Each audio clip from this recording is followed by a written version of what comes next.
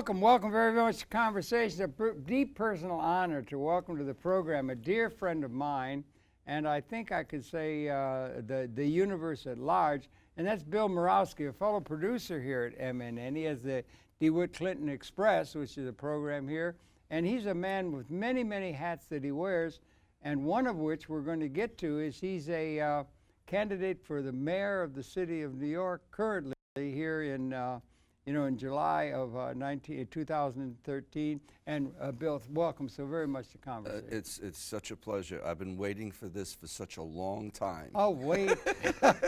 Waiting is such sweet sorrow.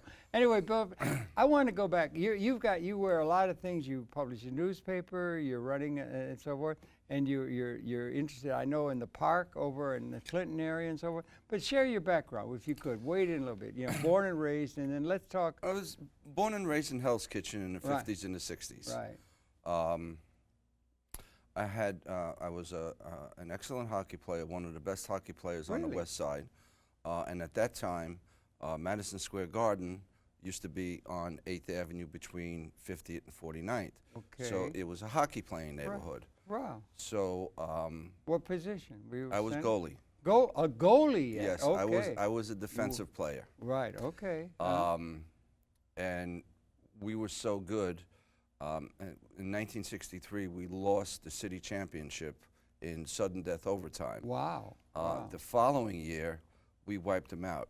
Now, the following year at Sacred Heart, which is the school we represented and the school I went through, Sacred Heart of Jesus, we had a coach, hockey coach who was black. Now, we're talking about 64. Wow, okay. He didn't know the first thing about hockey. Right. And truly. So he let us run our game. Okay. We had another brother, Irish Christian brothers. Right. They ran the school. He used to play hockey, and he gave me some pointers. I was already really good, but he gave me some more pointers that allowed me to be much better. So when we went to the city championship game in '64, it was in Carl Schurz Park. We could hear the people on the other team. Oh, you got a chink. You got a black. We're gonna kill them. We wiped them away. Wonderful. We wiped I'm really them away. happy. That'd be a great little movie. In there. So as a result of that, myself and the captain of the team, Charlie Horvath, we got our picture in the 1964 Ranger Blue Book with Harry Howell. Wow. Harry the Pepsin Howell. Wow. Okay, I don't know that. I was from Detroit with the Red Wings. Early Howell or something. Gordie Howell. Gordie Howell. Yeah, right. He was a great player. Yeah. Well, there were only 6 teams back then. Yeah. So so it was highly competitive. Most of the players came from Canada. So from Hell's Kitchen, we generally pass on our knowledge. So when I was a kid and I was able to afford goalie equipment, and we were poor, it was a poor neighborhood, poor working class neighborhood, the bigger guys, the older guy would say, come on kid, we need another goalie to play a game. So that was what we did. So at some point in time, there were these 2 little rugrats running around the schoolyard with their skates, and I would stay there and I would help them.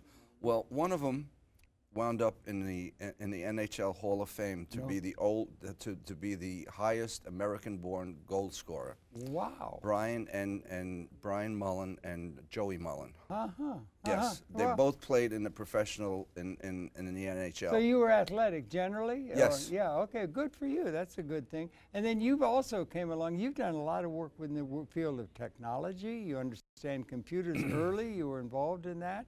Well, and we want to talk about a lot of your political activity. You're a political activist and so forth. Well, due to the fact that I had to give up my opportunity to go to Boston College on a hockey scholarship, that led me to go into the computer industry in 1969. That's early. I graduated in high school, Rice High School in Harlem, 1968. And I went to a computer school. I came out top in the class, and as they say, the rest is history. Yeah, and you got involved in early cybernetic development. Yes. So then you understand technology pretty well. I spent 28 years in the computer industry working for computer manufacturers. For the manufacturers, in what capacity? Well, I started off as a technician, and I rose to the point of being a regional manager for Quotron Systems. Wow. Okay. And I had responsibility of about 153 union members, local 3 union members. Wow, that's a lot big. Yeah, right. and basically, the company Quotron was bought by Citicorp, and they wanted to make changes to the company, but what they really wanted to do was break the union, which I wasn't aware of. So here I'm developing a wonderful working relationship with the union, and it's like a dream. Customers are sending in thank you letters, and that's never happened before. Yeah. And 8 months later, my boss comes into me. He says, "Do you like your job?" I said, "Listen, love it, I love it. I didn't want the job at the beginning because as a project manager, I was free running and you know, was reporting directly to a vice president." Yeah. So I said, "No, I really like the job now." He says, "Well, let me know how, you know, what you want to do." So I scratched my head, and a couple days later, a letter comes across my desk, an interoffice memorandum saying, "Bill Murawski, Special Projects." They were trying to break the union, and I didn't know it. Wow. So how did that hit you when It hit me pretty when hard. you realized it? Yeah. It hit me pretty because hard. you were trying to help the workers. Yes. Yeah. Yes, and the customers. And the customers. And it was a okay, wonderful that's it. union management situation that was created. Yeah. Yeah. And mainly because I saved a union member's job. When my boss came into me, he says, "I want this guy fired." I said, "Well, you know, let's see what let's see what happens. Let's see what kind of information we get, and then if he needs to be fired, he'll be fired. But if not, I'm not going to fire him. You can fire him. Not at a whim or something. Right. Or some personal pique or something. And that one instance led the people who reported to me through 2 direct reports.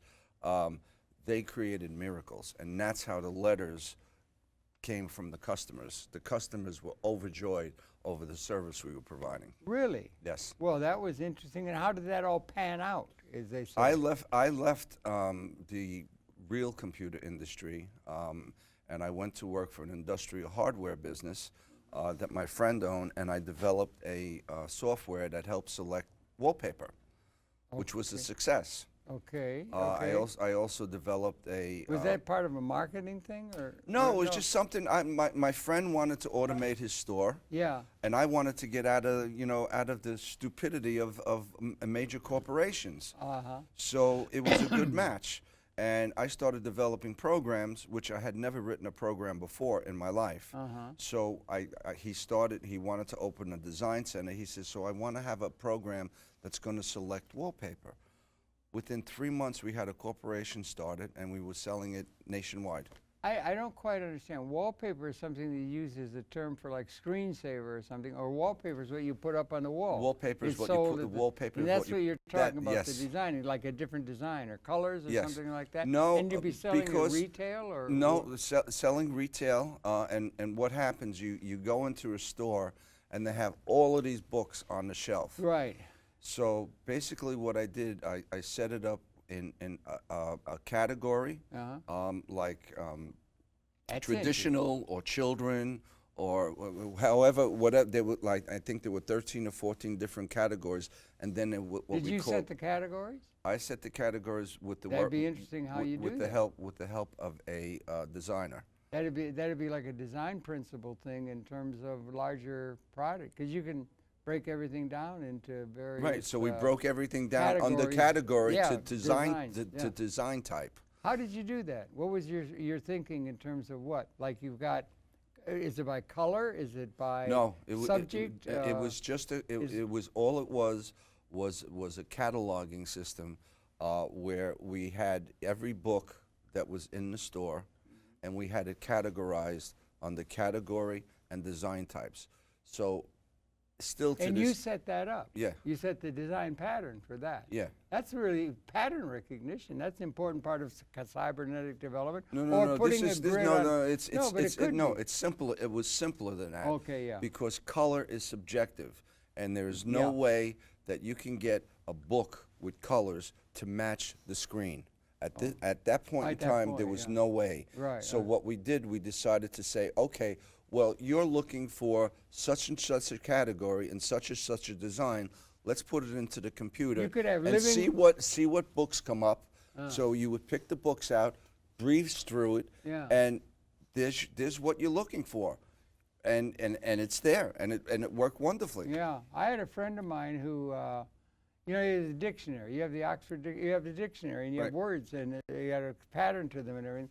And he put a thing together. He worked hard on it. It was called the word menu. And instead of having the words listed by alphabetized for all the words in the English language, let's say, he had it by subject areas. So what he did is he put like a grid on reality, and he had it broken down into subject areas. I think there were 12 or 18 subject areas that like sailing or maritime activity. So steamship, sailboat, all the words that related to that, or you would look flying gym. And that's like putting a grid on reality that's recognized by pattern recognizing in the cyber world now. It seems to me we need some pattern recognizing capability, which is part of the cyber development. I mean, that's what I'm getting at and everything like that. But that was maybe off base in terms of what you were talking about the wallpaper. But sorry, that's the way my mind It's works. okay. You know, like that. I have another guy is taking the extreme nuanced use of the color spectrum, which could go into 1,000,000 shades of yellow, 1,000,000 shades of often, using that as a template to try and develop a system by which the languages of the world could be translated one to the other autonomically. I think Paige is interested in that at Google, and that of getting to where you could have a device that you would speak in English and it would come out in the languages of the world autonomically as you interrelate. Wouldn't it be wonderful to bridge the language barrier between the people of the world? Well, it's interesting. I mean, that's thinking in a different pattern. You bring that up because there is one language that is the universal language of the world. One language, universal. I dare to ask, what is that? Music. Music. That's because if you have sheet music, everybody's going to play it the same. That's the notation. It took a notational system to get that down. It's about the Baroque period, I think, before we had a notational system for music. We don't know what the music at the Roman Forum with Augustus Caesar was. We don't have a way of noting it. I think it was around the Baroque, before we got a notational system where we could have that. But as a musician, you know, I've learned, you know, music is going to be the same no matter what country, you know, because you have the sheet music. That's well, you have the sheet music since Bach or something, you know. Right, so that's a universal language. Well, all right, and then you can make the music without having the sheet music. You can just make music probably before you have sheet music calms the beast. Yeah, okay, good. We're getting far afield. That's the hell of it. You're too interesting and everything like that. But you had all that experience, and then you've also now got yourself billed as a political activist. And you have... and one point, we got to make sure we have this hour program. I got to make sure we get your Robin Hood song in. You've created that, which bespeaks a certain attitude toward the political process. You think that might be worthy of attention to a whole lot of people at this particular time. But when did you start? I guess you had an interest in the park over in Clinton, right? And that was something that got you interested in acting. I was born and raised there. Yeah, right. And I grew up and I learned how to play hockey. I learned how to play basketball there. And I'm walking my dog there one day. It was I think it was like January of 1995, and we had a coffee clutch, and the park at the time was used as a toilet bowl. The city ignored it. Yeah. Talking 70s, like? No, it was 1995. 95, it was recently. During the Giuliani administration. Yeah, right. And I voted for Giuliani because he presented himself as a law and order person. He did, yeah. So that I voted for him. That was only the second time I ever voted. The first time was for Ross Perot. So 4 months 92. later, you got 20% of the vote.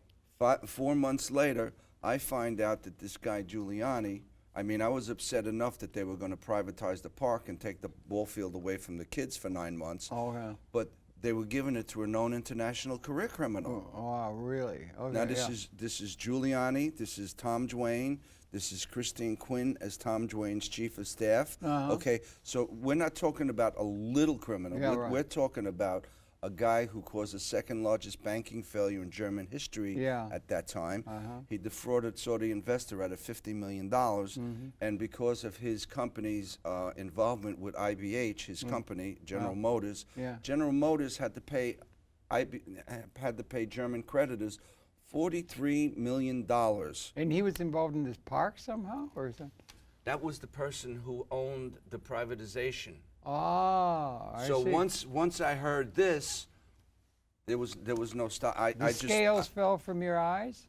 The scales? Do you think you had been naive? I was very quiet. Had you been naive before that in terms of the way you were to develop? Was that a breaking point or a tipping point, as they say, for your own consciousness? I had already been disappointed in the way America was going through taxing, through whatever. And I didn't believe that one voice could make a difference up until a park came along. And because of my you might identify that park. It's DeWitt Clinton Park. DeWitt Clinton Park, yeah. So you got the DeWitt Clinton Express. DeWitt Clinton Express. Yeah, and that's why the newspaper is named, it's in honor of him. And your television show is named. And the television show. On MNN. Yes, at MNN. Yes.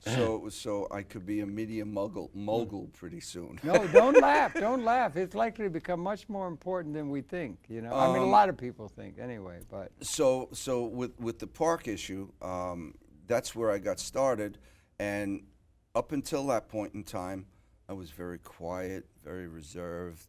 Always agreed with everybody. Bourgeois? Would you say you were bourgeois attitude? No, were just existing. Were you happy? Just existing. Yeah, but not existing in the sense of just say, well, your role in life is to find a place where you can get a niche and feed the kids and have a nice, quiet life. I still didn't know what I wanted to do with my life at that point in time. You know what I'm saying, though? Yeah. Yeah. At that point in time, I still didn't know what I wanted to do with my life. I had an interesting thing happen to me today as I was walking over here. It's hotter than the hubs of hell out there and everything. And I'm paused at the light, and there were 4 or 5 pigeons, right? I'm standing there waiting for the light to change, and there was a great big piece of like a bread, and it was bread. It was like a strong bread type thing. And there was a big chunk of it there, a big chunk of the bread, and the bread had broken off into little crumbs around the edges of that.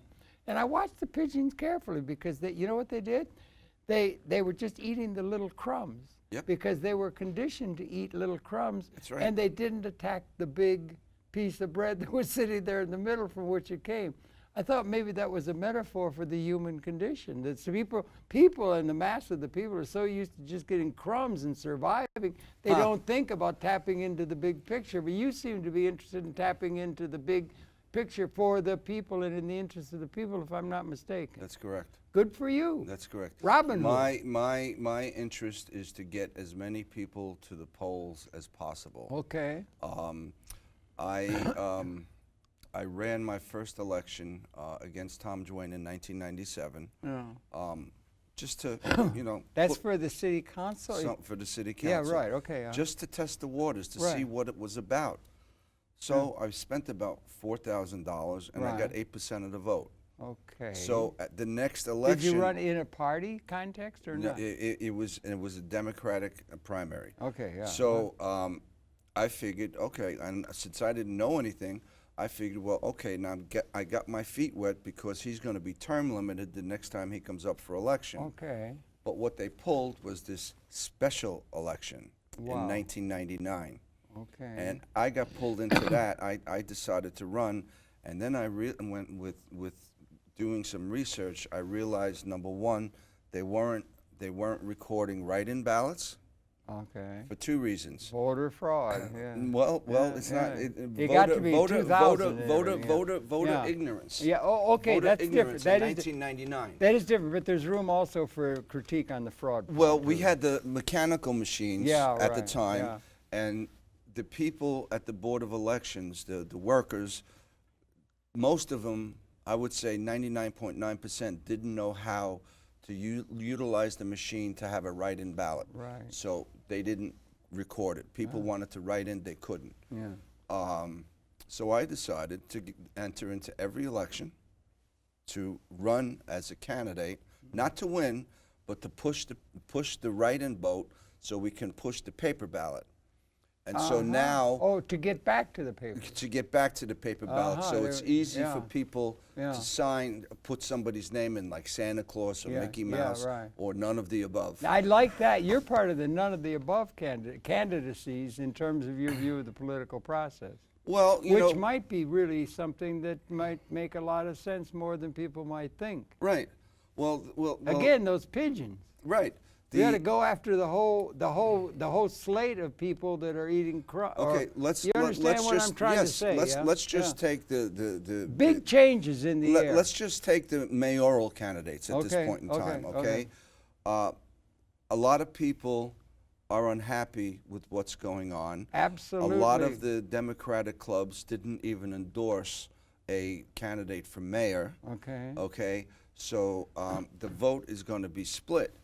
Now, if the people are so upset with what's going on, and we have a paper ballot, just go there and write in none of the above. Right. Now, what if none of the above gets more votes than any of the candidates? I remember the guy did the thing, the rent's too damned high party. Remember that? You can do that, and you get a party that is the none of the above party. That would be something that you could end up getting the majority of the vote. Yeah, but you see, in the minds of many, increasing numbers of people, as the system proves itself not able to be functioned in the way the future requires. Yeah, but don't you think it's a massive alienation that's abroad in the world? No, I don't know, but let's get back to the none of the above. Okay. Because it will create, I believe, a legal complexity where you have candidates who people are voting for, but now you have the people saying none of the above.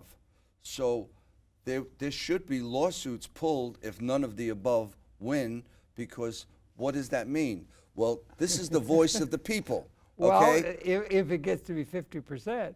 Yeah, if it does. No, and it doesn't. It doesn't even get to be 50%. All yeah. you need to do is get 35%. There's a gazillion candidates running. You get 35%.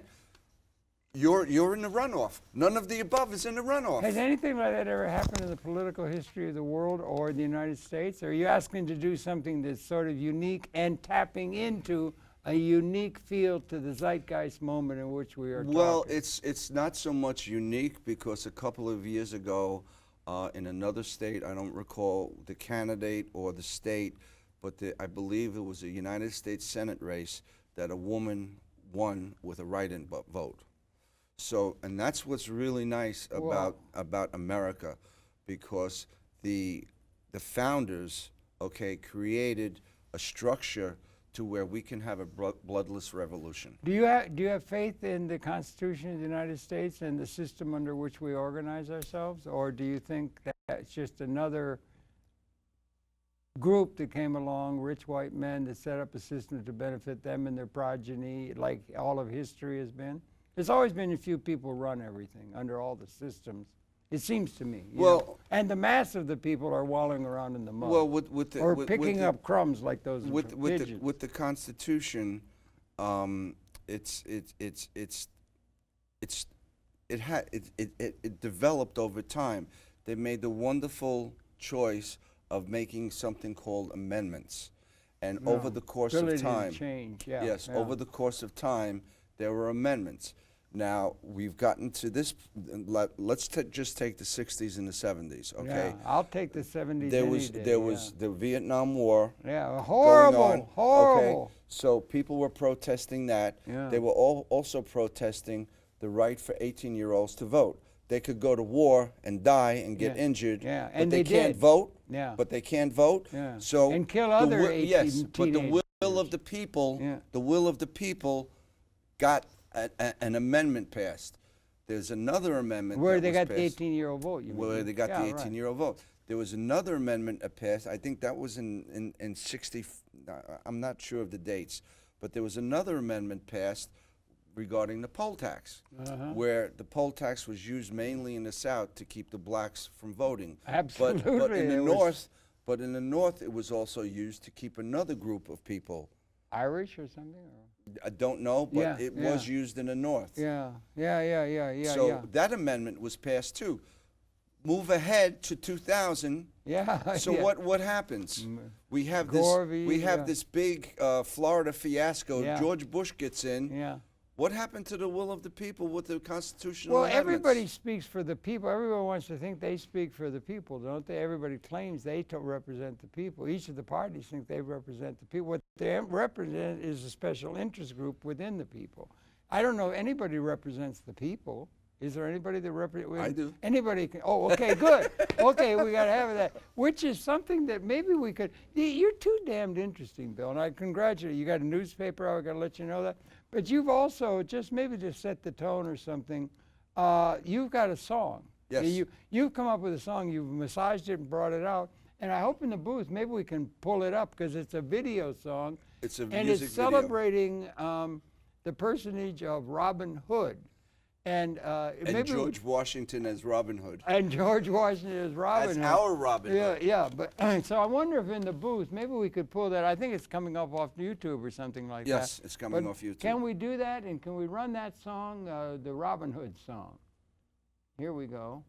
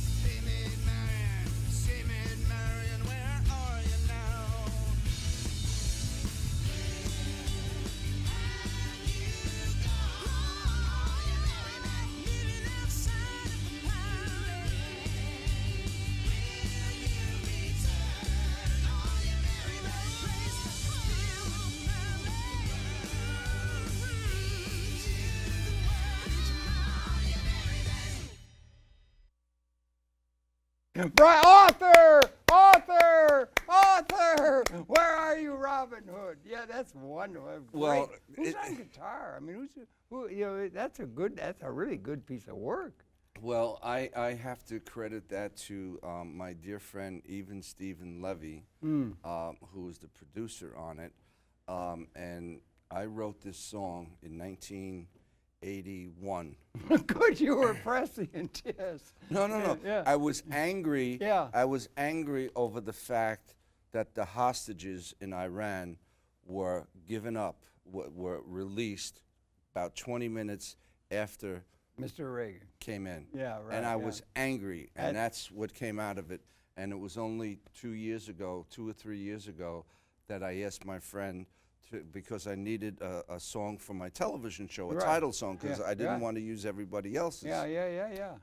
So I went to his apartment studio, Uh-huh. and I laid down the voice track and the guitar track, and he did the rest. All right. Well, it's really a good piece of work. It ought to become the theme song for the thing. And I think we're coming to a time now, aren't we? We're talking. You're running for the mayor of the city of New York, and so forth, with this twist to it about none of the above. That's a really an interesting idea that could have real resonance. A couple things have come up. We just had Trayvon Martin thing. The thing happened, or the ruling down in the courts with the Zimmerman and everything like that. A lot of anguish coming out of the people who feel there's not a sense of justice, and they're arguing the law, and they say the law and this kind of thing. And another thing that's been going on, I would tout, it's a fellow entity within television production, but it's the newsroom. And the newsroom's coming out with a new series now. They had that series a couple years ago that was really breaking. The theme was that a national cable television news series, where you could say public access is part of that realm in a certain way and everything. And they're coming out with a new series, and they're coming right in, at about the time of overthrow of Gaddafi and all that, and they're coming right in. And one of the themes that they're touting now, at one point, they're touting is that America is about ready itself, the belly of the beast, in terms of the organization of world society.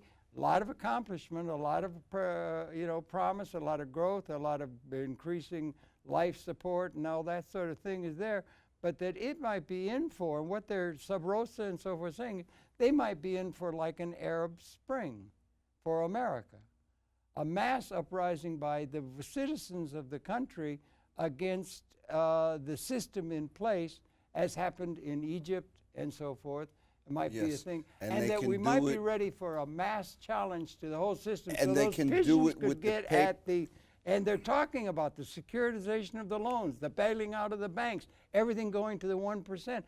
Exceedingly obscene concentration of wealth in the hands of a few people at the very top who are being served with everything, and all of the things that would be helping the least advantaged people of the world, apropos of Mr. Robin Hood and so forth, is being ignored by the system which is being advanced, and that there's a challenge to the world system that's likely to be emerging on a world scale, sort of, and singing the praises of the Occupy movement.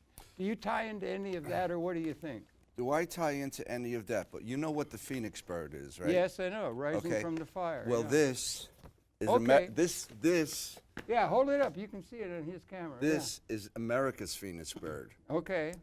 Yeah, the eagle. We have the eagle, yeah, who's pulling the 13-star flag, the Betsy Ross flag, out of the flames. Yeah, and tell them what this is. This is your your this paper's out again. Just came out recently. This is the first edition, first issue of the newspaper. Right. Okay. It's very successful. And it's basically DeWitt Clinton Express. And DeWitt Clinton was one of the major architects of the growth of this country. Okay. Because as mayor, as U.S. senator, and as governor, he had a lot of accomplishments. As governor, the Erie Canal was completed. It was completed below budget and before time. Yeah, and that was number the one. transportation of the time. Yeah. Number- that was before the railroads. Really. Yes. Then the railroads came, and yeah. As United States Senator, he introduced the 12th Amendment to the United States Constitution, which causes the selection of the president and vice president. Because prior to that, a Republican and a Democrat, whoever got the most votes would be president, whoever got the second highest amount of votes would be vice president. So you could have two people in there from different parties. So the 12th Amendment straightened that out. Well, okay, that's getting back to the question we started before we were in this train of thinking, and that was that you have faith in the American system Absolutely. and its ability to alter itself in a reasonable way to avoid being questioned fundamentally the way feudalism was challenged as a system that had held for 1,000 years, in which political authority or political legitimacy was assumed to be in the heads of monetary system, monarchies and so forth, dynastic families, was challenged by the United States. The pattern of the United States Constitution and our system, amendable and can change with the times, is adequate to what the world in a future tense needs, or do we have to challenge that system in the same way that feudalism was challenged by the United States of America, and the United States of America's model is not adequate, or the world model is not adequate to what the future requires in order for the mass of the world and the ecology to prosper in a future tense. That's what I'm getting at. The newsroom is hinting that that's what they're pursuing. Aaron Sorkin's a tremendous writer, the writer of that. Okay, I believe at the current time, I believe the Constitution of the United States is just fine. We could use some amendments regarding voting, okay? In other words, have an amendment that says all states must have paper ballots. That'd be one issue. That would be one issue. Yeah. And none of this, oh, well, we're going to do this amendment, but we're going to go and write some laws. No, no, no. You put it directly in the Constitution, period. You put it directly in the Constitution. Okay, well then that's more or less saying, and that's a very, a way to think. The thing is, we got to get the people, to come to the polls to vote. We got to get the people interested in the system. We got to get the people to believe again. That's what we got to do. And the only way we can do that is educate them. Well, okay, that's a lot of different things you threw in there. No, education. No? Education is the number one. Well, DeWitt Clinton, Yeah. started the educational system in New York City. So you have faith in the educational system? No, I have faith in the Constitution. Well, all right, I don't have faith in the people who are currently running our government. Okay, that's different than not having faith in the system set up by that system. That was set up by a bunch of rich men who had the chance. They had to incorporate slavery. They had not to allow the women to vote. They had all kinds of things. It was one group who set up a political system that was their advantage, and it still continues.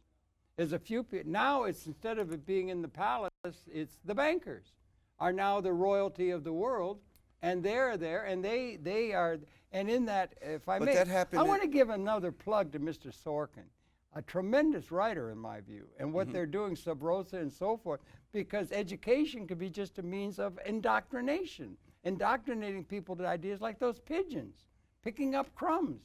And the whole, the wealth of the nation, increasingly responsible for production, apart from labor, is all being concentrated in an obscenely small group of hands running everything, the money.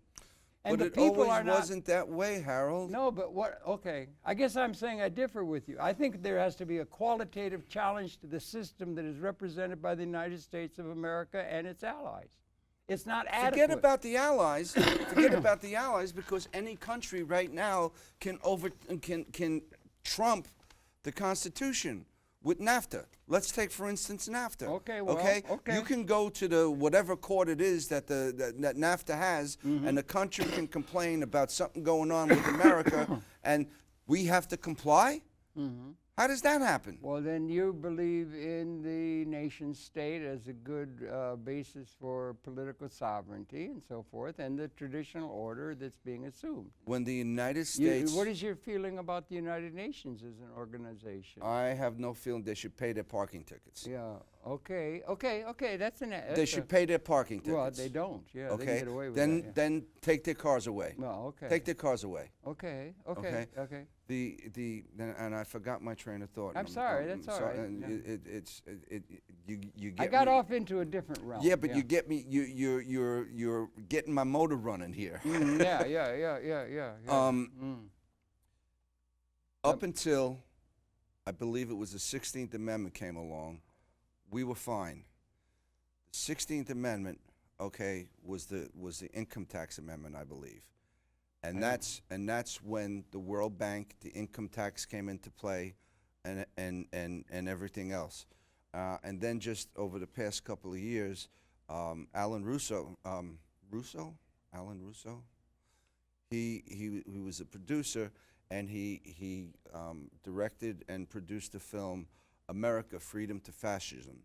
And he proved beyond a shadow of a doubt that we do not have to pay federal income tax. Well, the people can do that. Yeah, they can say that and everything. Yeah. But there's specifics there. Yeah, They're really specifics.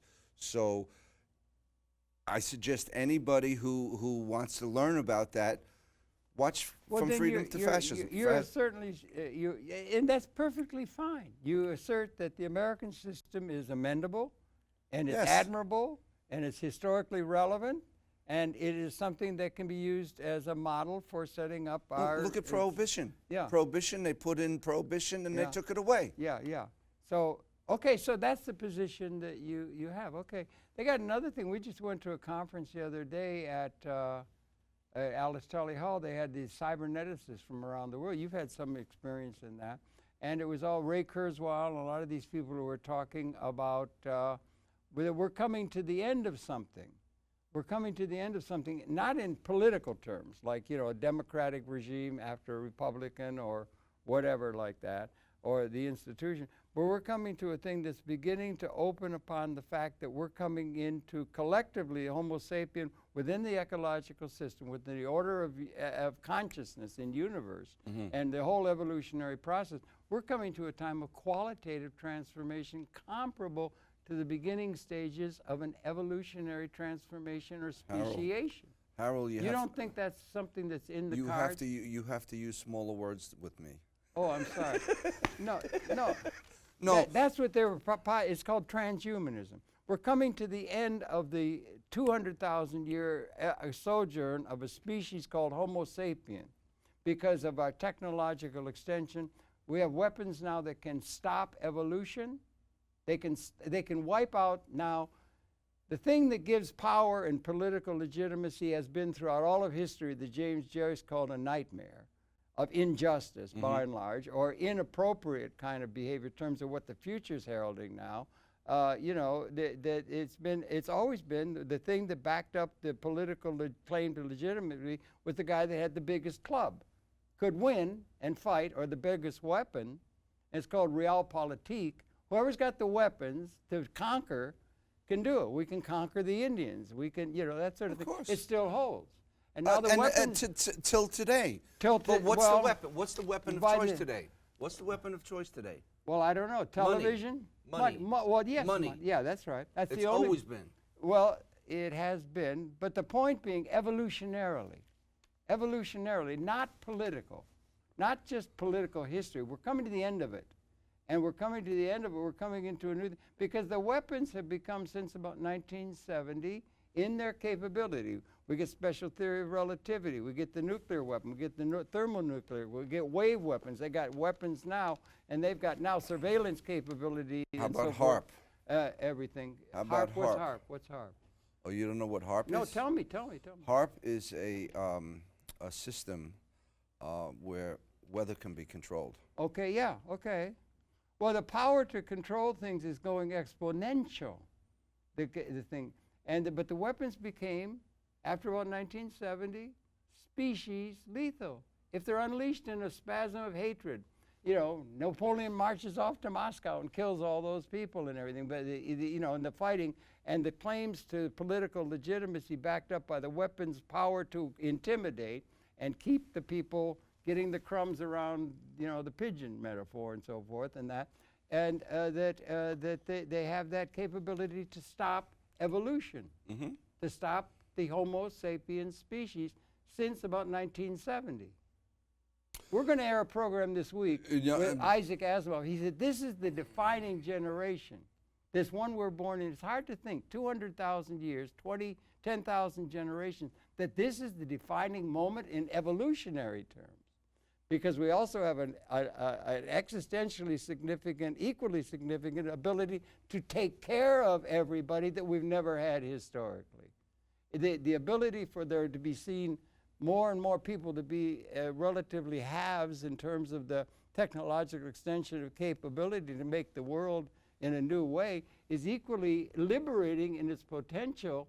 And on both sides, we can either stop evolution, eliminate the Homo sapiens species, or we have the ability now, which we've never had out of historically until the very recent past, 1970 or so, to liberate humanity within an ecological context. our institutions will not allow us to do what the future requires and what we have a capability of realizing. We need a qualitative transformation in order to achieve that through 99.9% of all species have gone extinct. We may be going extinct. It doesn't bother you that the political leadership is devoid of overarching, intellectually relevant design principles? The gentleman who writes a monthly column in here, his name is Steve Tweeden. Yeah. Okay. Yeah. Okay. You've met him. Okay. Yeah. Okay. He's been over your house. He's talked to Maggie about the plants a long, long time ago. Yeah. He's the world's expert in safe alternatives to pesticides. Good. Yeah. Right. Well, let me finish now. Yeah, by all means. Right. He has been invited to China, where they gave him 50,000 acres to teach the people how to farm organically. Okay. Okay. He's been invited to all of these other countries. What about America? America, they don't want to know anything because they have chemicals. They have the chemicals that kill you, maim you, which is the pesticides, and then they have the other chemical companies that try to cure you. Yeah. It's about money. Yeah. So back in World War II, we had this little guy with a mustache. Yeah. Okay? Yeah, horrible. Okay? The same chemicals that were used in the gas chambers were brought over here as pesticides. Yeah. Well, that's one issue that is... That's a big issue. It is a big issue. I agree with you. Because the incidence of... Steve did a study, and the incidence of cancer increased with the increased use of pesticides. Well, that's a big issue in a lot of people. Monsanto and Terminator seeds, and not to mention fracking and all these kind of issues which are part of the political context. But what I'm trying to say is, I don't think that the system that we need Robin Hood, we need a revolution. I think that thing that Newsroom's trying to do is, America they have a system, it's dysfunctional. It is dysfunctional in terms of involving everybody, the least advantaged people of the world, including the ecology. It's a design problem because we're locked into institutions that have been formulated within a condition that's being qualitatively and existentially significantly altered in terms of the evolution of events. So the time comes for the emergence of a new way of being. They call it transhumanism. It's beyond political, if you can understand. Do we live at that's the point I'm trying to get at. History repeats itself. Okay? It does. New York City was once the capital of the United States. A lot of the American Revolution was fought here. Yeah, I know. We lost if there's going to be a change, it's got to come from New York City. Okay. It's got to come from New York City. Sorry, I got off on so a rant. now we have a state and a city that now has a paper ballot. Yeah. That the people can go to the polls and say none of the above, or write in somebody's name. Yeah. If everybody gets together and write in my name. If I get more write-in votes than them, I'm mayor. Yeah. Okay. So and I'm trying not to go that way, but if necessary, I will, to push the issue of getting people to the polls. Yeah. What did you think when it was going on of the Occupy movement? When they camped out downtown and then it was broken up by Mr. Bloomberg's 33,000-man army? That was typical. Yeah, typical of the power and the elite beating down the people who are at the outside the palace filled with malice in Robin Hood's day. That's what I'm getting at. Right. Is the system does not have the ability to transform itself without qualitative transformation. The 99% movement was good because people began to get involved. Okay? In my instance, I come from the corporate world, and corporate politics are superb in the sense that the politicians, they're amateurs. They're amateurs. You think so? Oh, no, I know so. Okay, I spent 28 years in the corporate world. Yeah. Okay? These people are amateurs. They don't know they really don't know what they're doing. They have all of these people who give them advice, consultants and everything. They don't know their rear end from whatever, and just to educate the people and get them out to vote, that's something that we can do. But they have to have something to vote for. None of the above. Or Tweedledum. No. None of I the mean, that's above. what they have now, essentially. Right. Okay? The system that they're asked to function within is becoming dysfunctional in terms of justice massively. But in New and York it's not State, working. New York State, we've moved ahead of many other states because we now have a piece of paper that we can say, here's my vote. Oh, you can see it. Before, you go like this, and it's a counter. When they recount the votes, they count the counters. They add up the numbers on the counters. They don't recount your votes.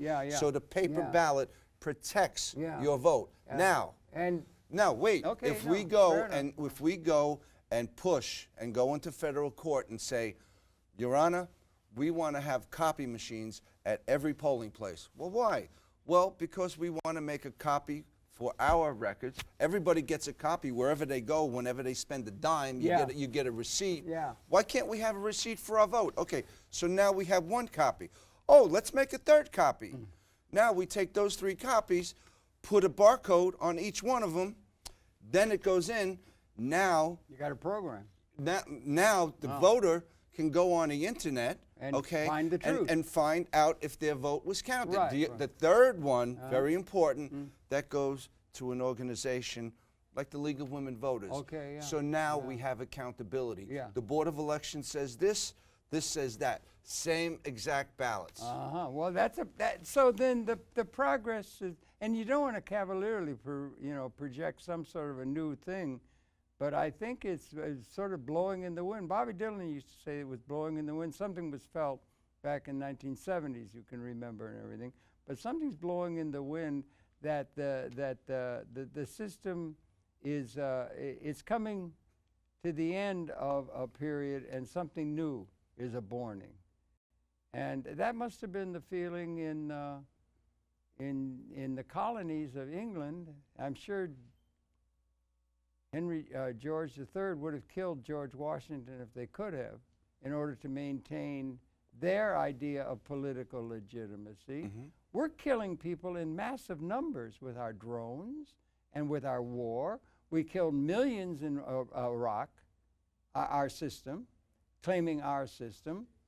And that sort of thing. And our system is not adequate. Something new is needed, and whether or not it's able to be peeled off to where we will liberate humanity and the ecology and the design principles. This conference where they're looking ahead to where there will be exponentially increasing capability in terms of the intelligence generally rising of the whole society, a liberated order for everybody, and the ecology is at hand, and we don't have institutional structures that allows us to form capital in a way that gives some sort of ownership as a means of distributing demand and buying power to the masses of the people.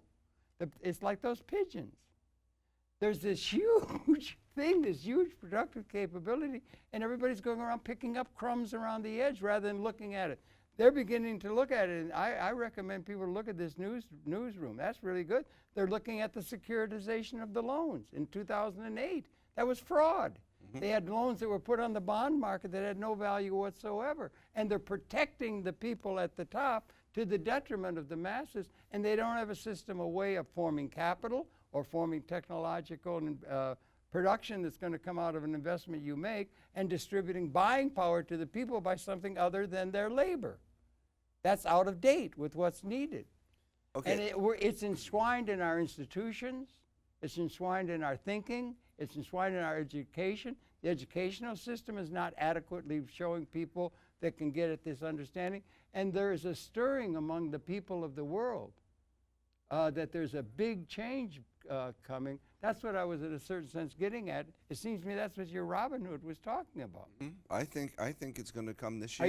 Are you feeling that? And that was the I think it's going to. I think it's coming this year. I think this. That's what they're saying. I think this election, this citywide election, is going to be the election that either breaks us or makes us. Okay, well that's getting at a thing where you're sensing that this is not your normal time. This is not a normal. You don't. No. This is something unique about these very months, even, you could say, or this very time. Absolutely. Yeah. And you're trying to take advantage, or no.